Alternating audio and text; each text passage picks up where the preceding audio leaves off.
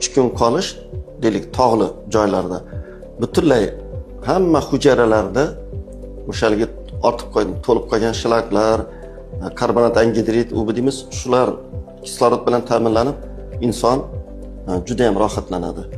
Mana masalan, hushdan ketish kasalliklarida davri bor. Sopir deydi.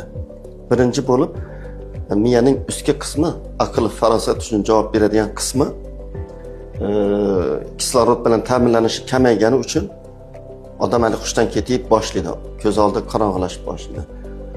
Undan tashqari men ko'zga hattoki o'rtacha mikroskoplarda ko'rinmaydigan har bir hujayrani teshigiga kirib bora oladigan yomon zarrachalar ob-havodagi.